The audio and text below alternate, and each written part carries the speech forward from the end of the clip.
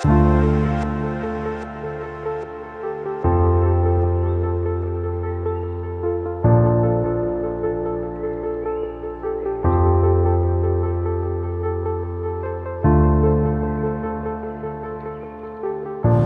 pagi, salam sejahtera untuk kita semua. Perkenalkan, nama saya Dian Prastio Widyaningtyas.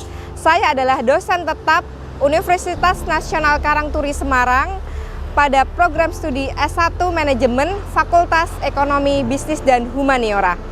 Saya bergabung di Universitas Nasional Karangturi Semarang sejak tahun 2020 dan bidang keilmuan saya adalah manajemen keuangan. Pada kesempatan ini, saya dalam proses mengikuti sertifikasi dosen yang diselenggarakan oleh Kemendikti-Saintek tahun 2025. Saya akan melakukan penyusunan dokumen pernyataan diri dosen dalam unjuk kerja Tridharma Perguruan Tinggi atau PDD UKT PT. Pada kesempatan kali ini, saya akan memaparkan salah satu mata kuliah yang saya ampu, yaitu mata kuliah Tata Kelola Korporasi. Mata kuliah Tata Kelola Korporasi ini merupakan mata kuliah wajib yang diambil oleh mahasiswa di semester 2 dengan bobot 3 SKS.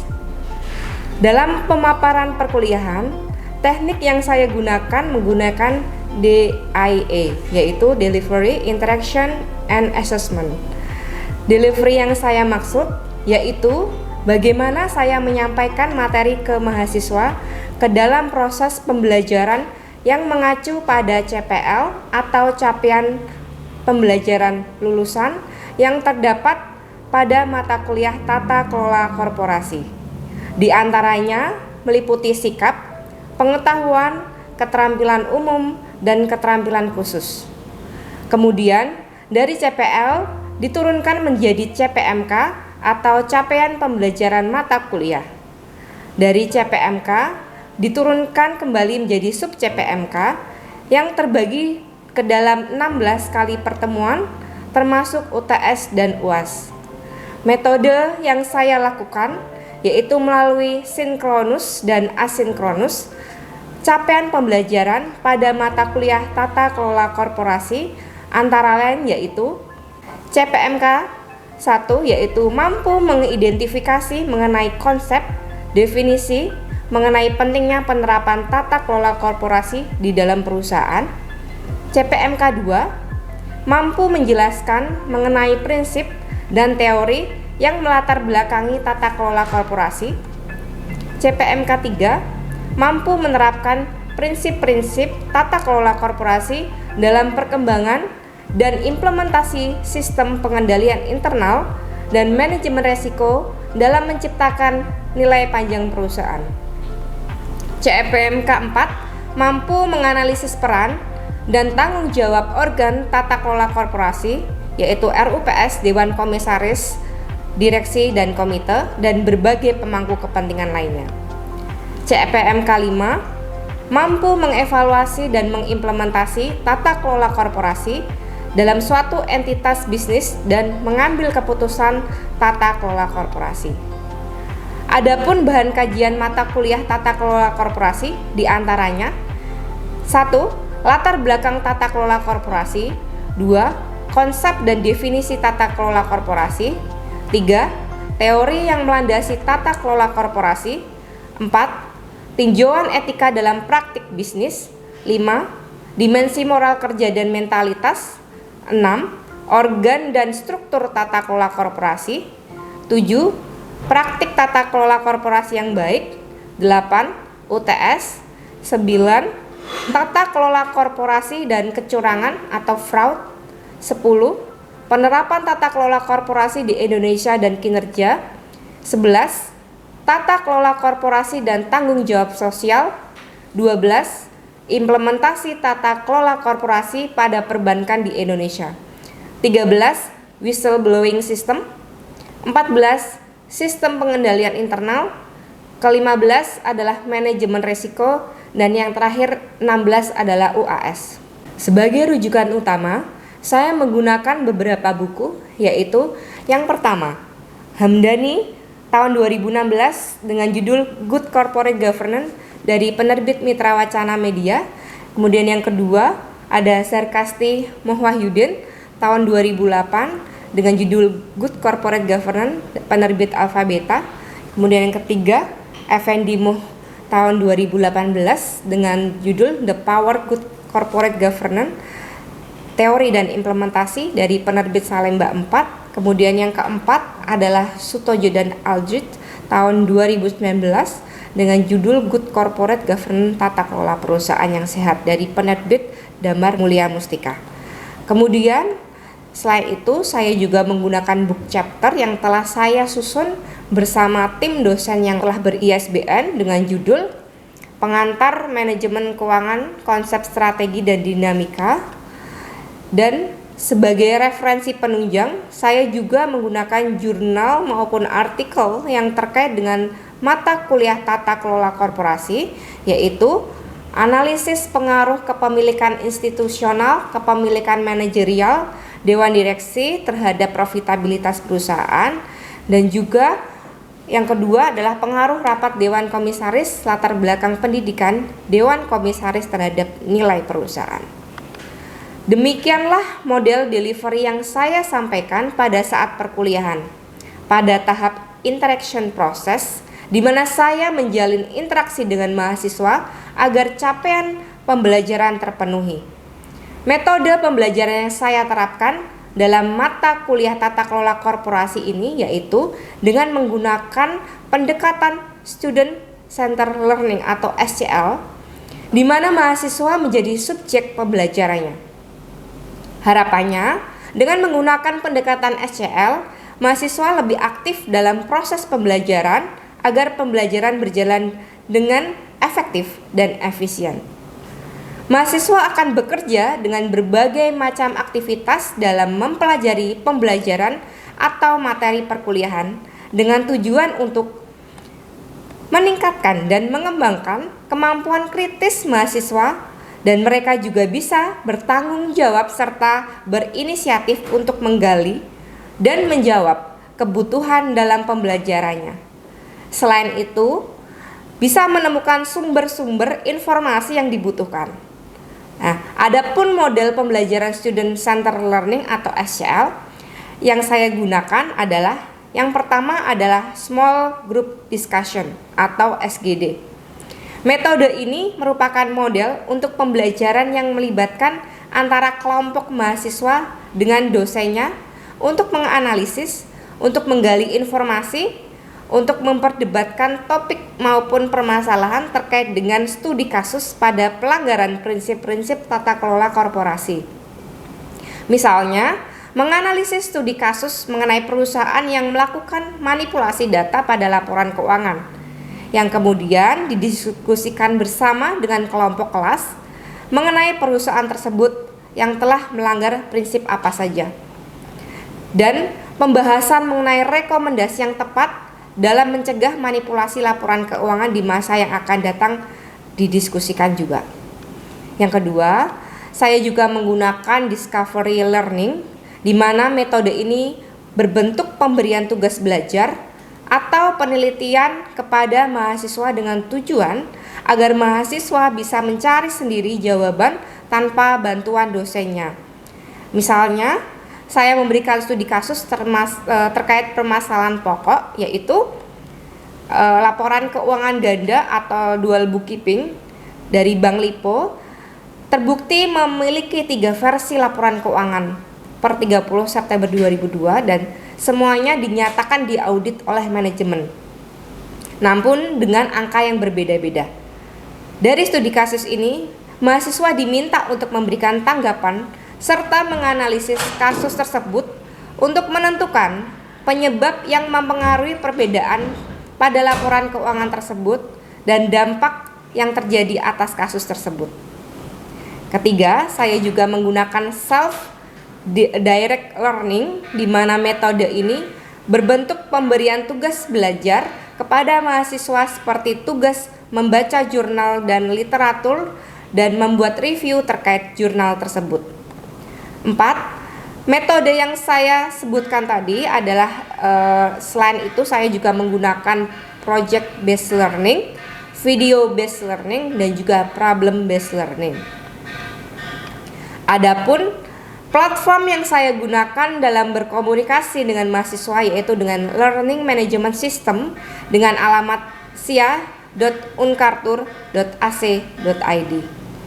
Platform yang digunakan untuk memberikan presensi, mengunduh materi, dan penilaian mata kuliah. Selanjutnya, saya juga menggunakan Google Classroom untuk memberikan feedback terhadap tugas atau proyek yang saya berikan, di mana mahasiswa diminta untuk mengumpulkan apa yang telah mereka kerjakan.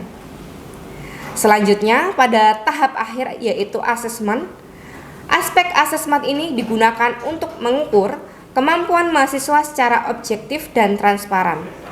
Adapun indikator penilaiannya antara lain kehadiran 10%, tugas 15%, kuis 15%, UTS 30%, dan UAS 30%. Komponen penilaian ini saya sampaikan kepada mahasiswa pada awal pertemuan kuliah agar penilaian menjadi transparan dan objektif.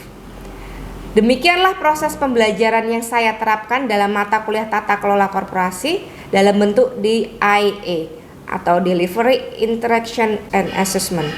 Setelah ini saya akan menampilkan proses pembelajaran dalam kelas secara luring. Selamat menyaksikan. Oke, selamat siang teman-teman. Siang, Bu. Oke, semangat ya untuk hari ini ya. Oke, kita hari ini pada saat ini kita akan membahas ya mengenai organ dan struktur tata kelola perusahaan. Masih di materi yang sama di mata kuliah kita, yaitu mata kuliah Tata Kelola Korporasi dengan 3 SKS ya. Nah, kita kemarin telah membahas beberapa prinsip-prinsip dari GCG atau Good Corporate Governance. Maka saya ingin mereview kembali ya, mengulas kembali sedikit tentang apa saja sih prinsip-prinsip tentang GCG yang saya bahas kemarin. Mungkin ada yang bisa menjawab? Saya, Bu, mencoba menjawab, Bu. Prinsip GCG ada transparansi, tanggung jawab, independensi, lalu prinsip terakhir terkait dengan kewajaran, Ibu. Oke, kewajaran dan kesetaraan ya. Baik, berarti masih ingat ya, kita merefresh kembali kemarin terkait dengan prinsip-prinsip GCG. Oke, saat ini kita akan membahas organ dan struktur. Apa saja sih yang ada di dalam organ dan struktur tata kelola? Yang pertama itu adalah RUPS ya. RUPS itu adalah singkatan dari Rapat Umum Pemegang Saham. Jadi RUPS ini merupakan wadah bagi para pemegang saham untuk mengambil sebuah keputusan yang penting. Jadi di wadah ini semua atau terkait dengan organ-organ dalam tata kelola yaitu diantaranya Dewan Direksi, Dewan Komisaris, dan juga pemegang saham ikut di dalam Rapat Umum Pemegang Saham ini. Ya, sebenarnya di dalam RUPS ini apa saja sih yang dilakukan ya? RUPS ini biasanya kita atau di dalam pengambilan keputusan tersebut ada beberapa tentang pergantian. Di antaranya pergantian seperti Dewan Direksi atau Dewan Komisaris. Nah, di sini biasanya anggota Dewan Komisaris ataupun Dewan Direksi ini bisa diberhentikan atau diangkat di dalam RUPS ini. Yang kedua, bahwa keputusan RUPS ini berhubungan dengan anggaran dasar, yang artinya bahwa semua laporan keuangan yang dipertanggungjawabkan di dalam laporan tahunan itu nanti dijadikan keputusan dasar bagi pengambilan keputusan seluruhnya.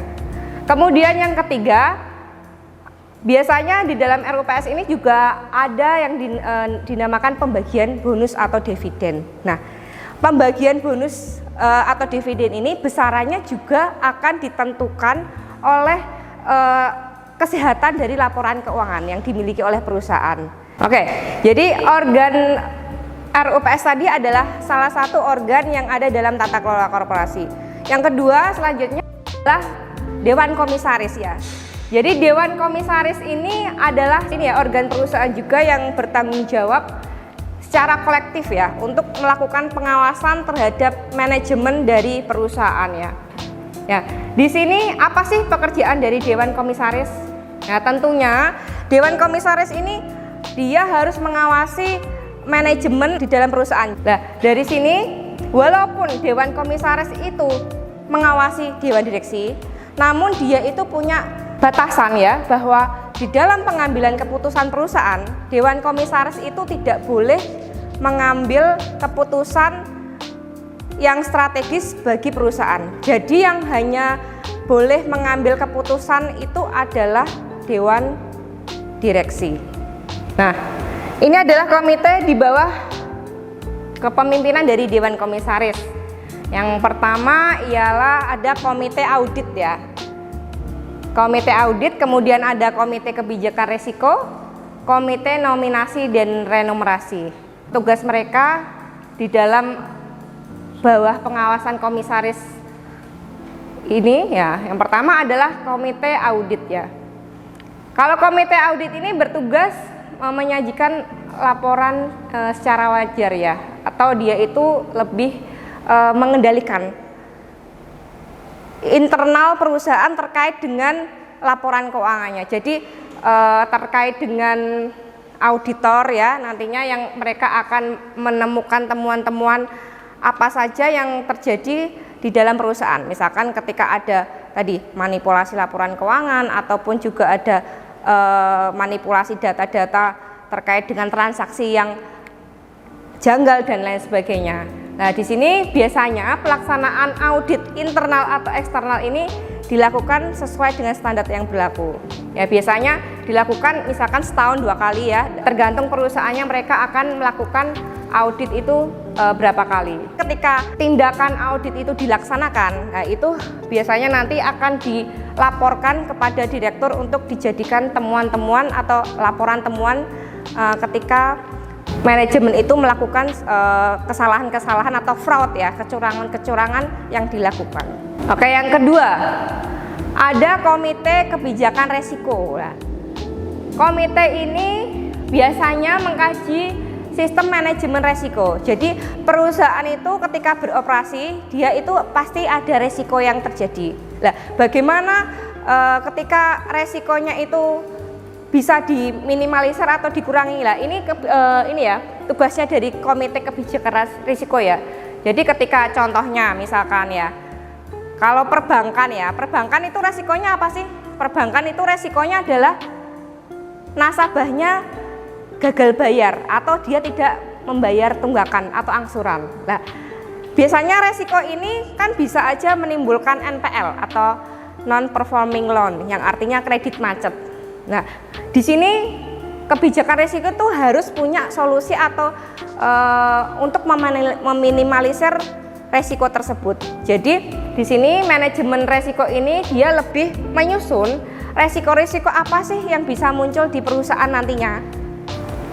Oke, yang terakhir dari komite nominasi dan renumerasi ini adalah komite di bawah ini Dewan Komisaris ya. Tugasnya apa? Ya, namanya aja sudah komite nominasi ya. Jadi biasanya ini menetapkan pilihan calon anggota Dewan Komisaris dan Direksi ketika mereka itu sudah selesai masa tugasnya, atau mungkin ada kasus atau ada sebelum masa tugas berakhir mereka perlu diadakan reshuffle atau penggantian Dewan Komisaris dan Dewan Direksi. Ini tugasnya komite nominasi ya. Jadi siapa saja sih calon-calonnya yang perlu mereka usulkan, siapa aja. Dilihat dari apa? Latar belakang pengalaman kerjanya, dilihat dari pendidikannya, dilihat dari pengalamannya dan lain sebagainya. Nah, untuk renumerasi ini lebih untuk ini ya, besaran bonus. Berapa sih misalkan komisaris itu berapa besaran bonusnya, berapa gajinya, berapa tunjangannya. Jadi yang mengatur. Dewan Direksi juga ini berapa dan sebagainya. Jadi ini adalah tugas komite renumerasi. Jadi komite ini juga tata kerja harus dilaporkan kerjaannya ke dalam RUPS atau Rapat Umum Pemegang Saham. Oke, dari bab yang tadi saya sampaikan, ada yang mau ditanyakan seputar Dewan Komisaris? Oke, baik, Raka, silakan. Oke, Bu, saya mau tanya bagaimana kedudukan seorang Dewan Komisaris dan juga komisaris utama di sebuah perusahaan. Oke, kedudukannya ya. Ya. Oke, baik. Terima kasih pertanyaan Raka ya. Jadi Raka tadi menanyakan bagaimana kedudukan antara Dewan Komisaris dan Komisaris Utama. Nah, jawabannya adalah kedudukannya adalah setara atau sama. Walaupun ada sedikit perbedaan tentang jabatannya ya. Wah, kayaknya jabatannya komisaris utama, wah ini yang utama nih, yang paling tinggi dibandingkan dengan dewan komisaris biasa. Ternyata tidak. Jadi dewan komisaris misalkan di dalam sebuah perusahaan ya, itu ada 3 dewan komisaris. Ya, biasanya besaran dewan komisaris itu tergantung dengan kompleksitas perusahaan. Kalau ada dewan komisaris, ini berarti harus ada leadernya. Jadi leadernya siapa? Leadernya itu adalah komisaris utama. Jadi 3 dewan komisaris ini yang memimpin nanti dinamakan komisaris utama. Jadi pekerjaan dan tugas dan tanggung jawabannya sama, namun dia itu hanya mengkoordinasi komisaris-komisaris yang di bawahnya. Begitu Raka. Oke, siap. Terima kasih Bu. Oke, baik. Sudah jelas? Ada yang mau tanyakan lagi? Oke, baik. Direktur ini adalah sebagai organ perusahaan yang bertugas dan bertanggung jawab secara kolegial dalam mengelola perusahaan. Jadi sebenarnya tugas dewan direktur ini lebih mengelola perusahaan atau mengelola manajemen operasionalnya.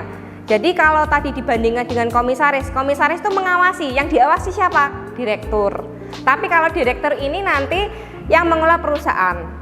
Jadi prinsip yang dilakukan dewan direksi ya, mereka juga tugasnya ya harus berintegritas ya, karena mereka itu lebih punya pengambilan keputusan.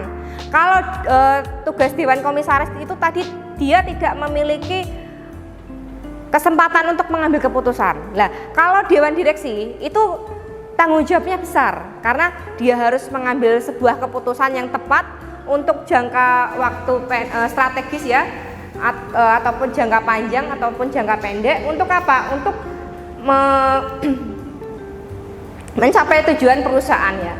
Jadi tujuan perusahaan ketika perusahaan itu profit atau enggak, ataupun nantinya pengelolaan perusahaan itu bagus enggak, reputasi atau nilai perusahaan bagus enggak, ya tanggung jawabnya ada di dewan direksi ya, karena mereka yang bertanggung jawab langsung terhadap pengelolaan perusahaan. Jadi mereka itu tadi saya katakan bahwa pemilihan dewan direksi itu harus melakukan melalui proper and fit test ya. Jadi harus dilihat layak enggak sih dewan direksi itu. Jangan-jangan hanya pendidikannya tinggi, dia sekolah di luar negeri tapi dia nggak punya pengalaman. Jadi di sini adalah tidak hanya pendidikan, kecakapan, pendidikan, pengalaman, terus kemudian dari integritasnya, dan jadi CV atau riwayat hidupnya itu pasti akan dinilai oleh komite nominasi dan renumerasi tadi ya. Kemudian selanjutnya yang biasanya atau kemampuan integritasnya, bahwa karena diri itu adalah tertinggi untuk pengelolaan perusahaan, maka dia itu harus mencerminkan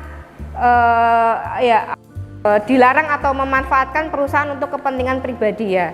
Jadi harus mengetahui aturan-aturan yang ada dalam perusahaan, terus kemudian juga harus memahami pelaksanaan dan pedoman GCG. Jadi karena apa? Karena kebijakan-kebijakan itu nantinya juga yang membuat adalah direksi ya, terkait dia itu adalah posisi yang strategis juga di dalam perusahaan. Oke, di sini juga direksi itu harus menyusun visi dan misi dari nilai-nilai perusahaan ya. Terus kemudian jadi kalau direksi itu ada misalkan direktur keuangan ya, direktur pemasaran, direktur SDM dan lain sebagainya ya. Ini mereka harus mengendalikan aset-asetnya. Misalkan kalau direktur keuangan, apa yang harus mereka kelola? Ya aset perusahaannya. Atau manajemen sumber daya manusia, berarti dia harus menghitung misalkan penggajian atau kesejahteraan karyanya bagaimana, tunjangan gimana supaya karyawan itu termotivasi bekerja di dalam perusahaan tersebut. Oke, dari sini ada yang mau ditanyakan terkait organ-organ yang tadi saya sampaikan? Oke, Bebin, silakan. Oke, saya mau tanya Bu. Jadi dalam kaitannya tata kelola perusahaan itu ada struktur atau organ dari entitas bisnis. Nah, kalau di Indonesia itu menganut sistem yaitu one tier atau dua fungsi ya, antara direksi dan sama komisaris. Nah, pertanyaan saya adalah apa bedanya dari direksi utama atau umum dengan direksi independen? Terima kasih. Oke, jadi pertanyaannya Bibin ini adalah apa perbedaannya Dewan Direksi untuk direksi dependen dan independen ya. Jadi kalau Dewan Direksi dependen itu berarti dia ada afiliasi atau dia itu punya hubungan kekeluargaan yang lain di dalam perusahaan tersebut dan juga memiliki saham di dalam perusahaan tersebut. Itu berarti dependen. Tapi kalau untuk Dewan Direksi yang independen berarti dia itu tidak punya afiliasi ataupun hubungan di dalam perusahaan tersebut, entah itu dari hubungan kekeluargaan ataupun juga kepemilikan saham. Oke, terima kasih. Berarti ini pada menyimak semua ya tentang apa yang saya tadi sampaikan ya. Baik, ada lagi pertanyaan lagi? Saya kasih satu kesempatan karena habis ini saya akan memberikan kuis ya untuk saya bagikan ke teman-teman. Oke, Adelia, silakan Adelia. Bu, saya mau nanya, siapa pemegang kekuasaan tertinggi di dalam organisasi tata kelola korporasi ini? Terima kasih. Oke, terima kasih Adelia. Jadi untuk pemegang kekuasaan tertinggi dalam organ tata kelola korporasi di sini adalah RUPS ya, atau Rapat Umum Pemegang Saham. Walaupun RUPS ini kelihatannya tidak bekerja di perusahaan ya, tetapi dia itu adalah wadah, tadi yang saya sebutkan adalah wadah di mana tempat berkumpulnya semua organ-organ, yaitu tadi ada Dewan Komisaris, Dewan Direksi, dan juga pemegang saham. Oke, itu saja. Mungkin kalau tidak ada pertanyaan lagi kita lanjut ya untuk kuisis ini. Oke, baik, kita akan memulai ya. Silahkan scan barcode di PPT ini dan kemudian kalian ini ya, nanti masukkan nama, jadi nanti kelihatan. Kita akan mulai. Untuk pertanyaannya hanya ada 5 ya. Oke, baik, kita mulai ya. Oke, masih berpacu dalam melodi ini. Nanti kelihatan ya, tadi yang ngantuk-ngantuk, siang-siang ada yang belum makan siang.